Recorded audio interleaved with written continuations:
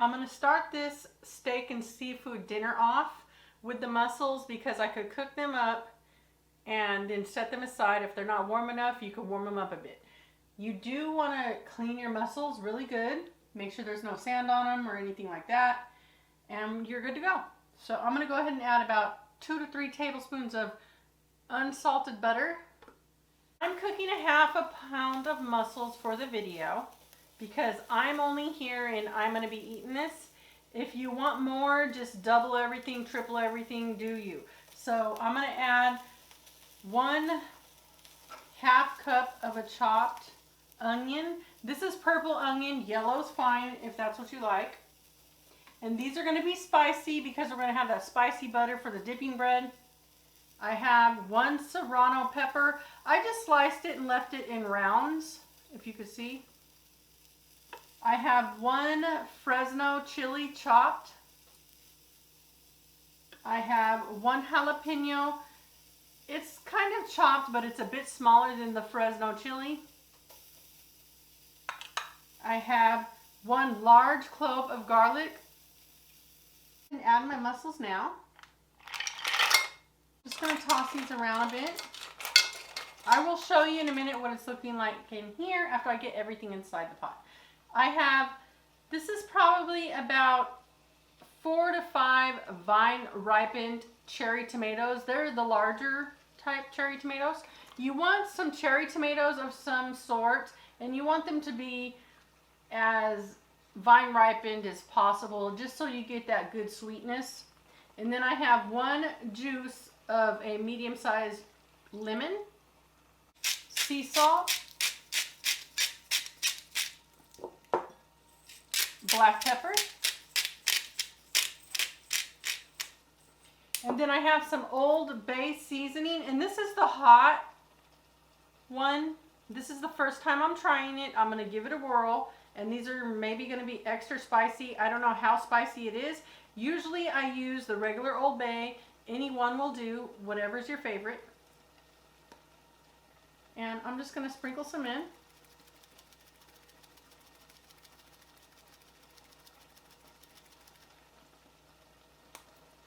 And then I'm going to add just a bit of dry basil. Just a tiny bit. And it'll bring out just enough taste. For texture and bread dipping reasons, now is the time to add some olive oil to your mussels. I'm not going to do that. I'm watching my calories. And you want to add maybe a tablespoon. I'm just going to go ahead and lightly spray this with some extra virgin olive oil spray. And just give it a few sprays, and this is the one I'm using. You want to let them boil for a few minutes until all the mussels are open. The ones that don't open, toss them, and then turn your heat off. Cover the pot, and you're done.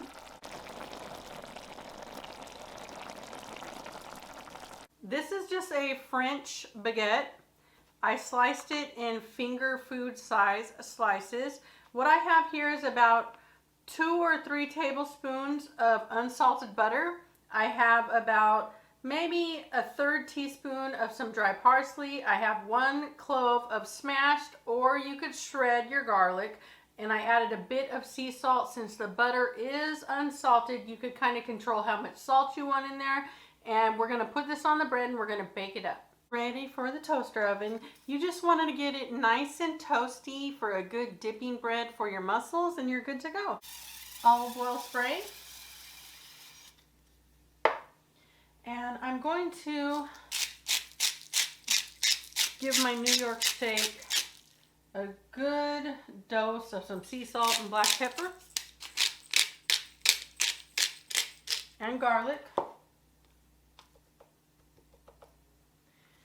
I'm going to put that side down, but first I'm going to add some rosemary to my pan, and then I'm going to sea salt this side.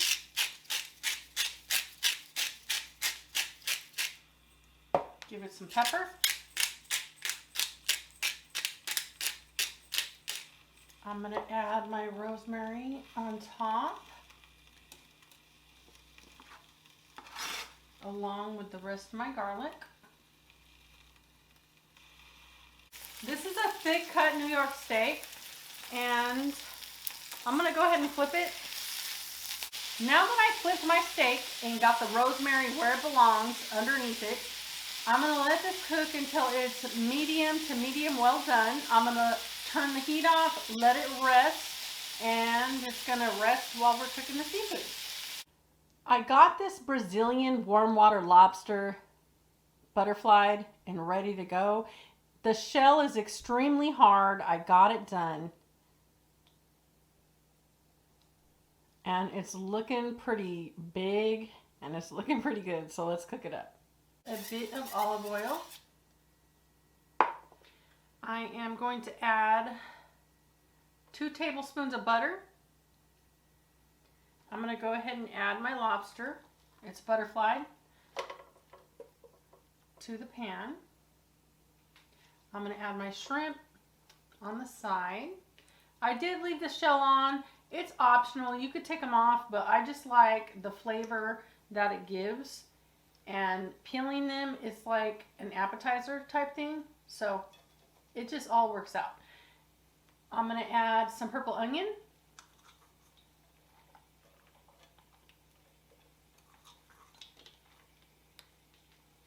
I'm going to add 2 cloves of shredded garlic, 1/2 of Fresno chili, just for a bit of spice.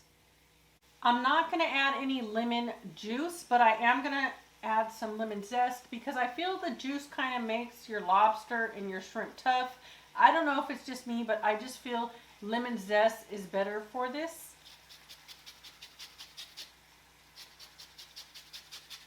All the zest you can off of 1 medium-sized lemon. Sea salt.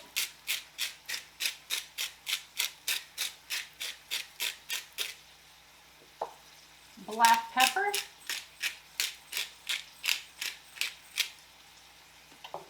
I'm going to add some Old Bay seasoning. And this is the hot one. I usually use the regular, but I'm just trying this out. I know it's going to be good already. And I'm just going to give it a good douse of that. I am going to add just a touch of dry basil. Just a touch. And then I'm going to add the rest of my butter. So this is another maybe 2 tablespoons, 2.5 or 3. Add it on top of everything. Before I cover this, I'm going to go ahead and give my shrimp a mix. And just mix it up in everything and all this goodness. I didn't realize my lobster was so big. So unfortunately, I can't cover it with what came with this pan. So I'm going to have to use a pot. So first I'm going to go ahead and give this a spray of some olive oil spray, just so I could have some extra taste and, you know, just make sure it's nice and moist.